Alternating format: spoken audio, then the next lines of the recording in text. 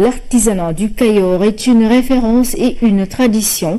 Les ateliers sont des vanneries, des ferronneries ou encore des cordonneries.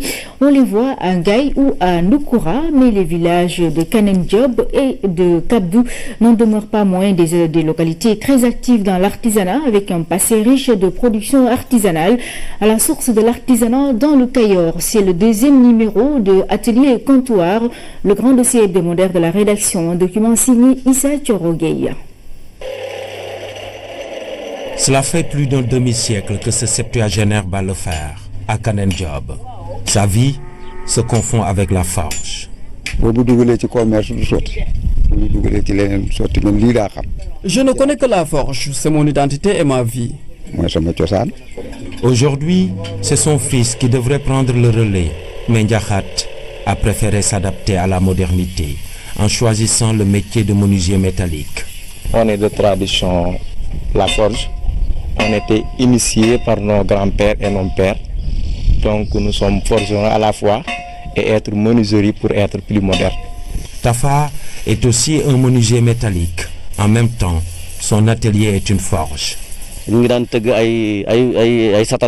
On faisait ici toutes sortes d'outils artisanaux, mais vu la modernité, on s'y est adapté pour devenir des menuisiers métalliques. Il y a 700 ans, expliquent les populations, Kanen Diop, le village de Bada, de Ndiakhat et de Tafa était rempli de ferronneries.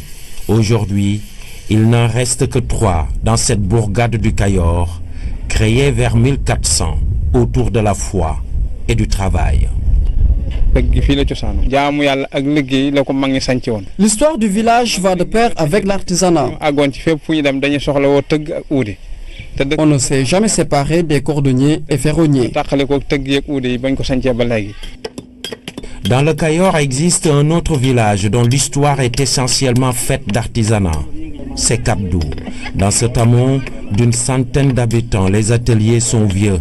De 300 ans révèlent les populations. C'est là qu'on fabriquait les armes destinées à la résistance face aux colons.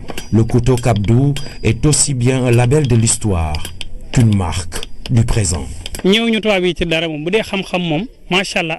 On n'a rien à envier aux Occidentaux. C'est nous qui fabriquons nos propres outils. Le savoir est là. Les gens se déplacent vers de grands centres comme Touba, comme Dakar, pour trouver une